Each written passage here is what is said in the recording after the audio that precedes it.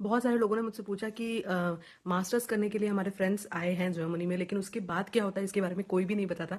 मैं आपको ये बताती हूँ कि मास्टर्स करने के बाद में इंडिया से जो बच्चे यहाँ पर आए हुए हैं, बहुत सारे ऐसे स्टूडेंट्स हैं जो आफ्टर देयर डिग्रीज जो भी वो करने आए थे मास्टर्स, उसके बाद उन लोगों को जॉब नहीं मिल रही है या फिर वो और जॉब्स कर रहे हैं। एक प्रोफेशनल के साथ मेरी बात हुई थी, he has done master in finance and he was working in burger king. So this is the situation right now. तो वो कौन से ऐसे स्टेप्स है, मैं आपको 5 चीज़ ऐसी बताऊंगी जो आप लोगों को बहुत ज़्यादा इंपॉर्टेंट है कंसिडर करना अगर आप लोग जर्मनी में स्टडीज़ के लिए आने वाले हो, मास्टर्स के लिए आने वाले हो। तो प्लीज़ ये वीडियो को आखिरी तक ध्यान से देखना।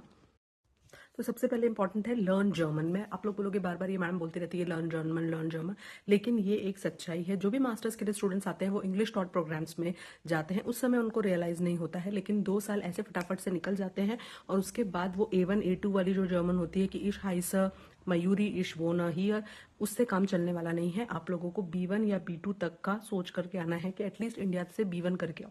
सेकेंड चीज, ये मत सोचो कि आपको पार्ट टाइम जॉब्स करके अपने लिविंग एक्सपेंसेस को मीट करना है। पार्ट टाइम जॉब्स जो भी आप करोगे और जॉब्स जो भी आप करोगे वो कहीं पर भी आप अपने CV में मेंशन नहीं कर सकते हो, क्योंकि वो कोई भी आपको एक्सेप्ट नहीं करेगा। मतलब उसका कोई भी मतलब नहीं है पार्ट टाइम जॉब्स का, क्योंकि लिविंग एक्सपेंसेस जर्मनी में बहुत हाई होते हैं।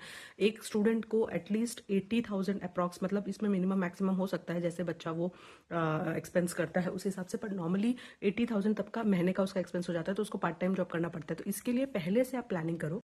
उसके बाद थर्ड स्टेप ये है कि जैसे ही आप जर्मनी में आ जाते हो उसी समय आपको ये सोचना है कि कैसे करके आप जो इंटर्नशिप के जॉब्स होते हैं वो ग्रैब करो, जल्दी से जल्दी सेटल हो जर्मनी में। जब आप इनिशियली आते हो फर्स्ट 6 मंथ्स, आफ्टर दैट आपको इंटर्नशिप के लिए ट्राई करना है, क्योंकि जब आपकी डिग्री कंप्लीट होने वाली रहेगी तो ऑलरेडी आपके पास उसी फील्ड से रिलेटेड एक्सपीरियंस रहेगा जो कि आपको हेल्प करेगा फाइनली जब आप आपका डिग्री कंप्लीट मास्टर्स कंप्लीट करोगे उसके बाद आपका प्लेसमेंट होने के लिए। उसके बाद आपको फिफ्थ इंपॉर्टेंट पॉइंट ये है कि आपको इंटरनेशनल फ्रेंड्स बनाने हैं। मतलब कि जो आपका इंडियन लोगों का जो ग्रुप होता है, ऑब्वियसली हम लोग सबको ही लगता है कि यार हम लोग वही कंफर्टेबल होते हैं, हम लोग इंडियंस के साथ कंफर्टेबल होते हैं, डेफिनेटली। बट उसके अलावा भी आपको जो दूसरे फ्रेंड्स हैं वो भी बनाना है। क्यों बनाना है?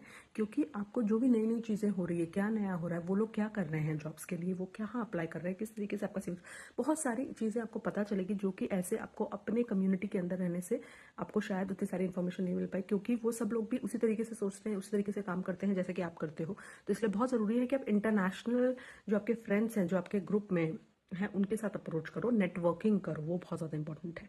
तो अगर आप मास्टर्स प्लान कर रहे हो तो ये सारे बहुत इंपॉर्टेंट पॉइंट्स हैं। और इसी तरीके के वीडियोस, इंफॉर्मेटिव वीडियोस के लिए आप मुझे फॉलो कर लो और मेरे साथ आप कंसल्टेशन कॉल बुक कर सकते हो, link in bio, for more information about it. All the best.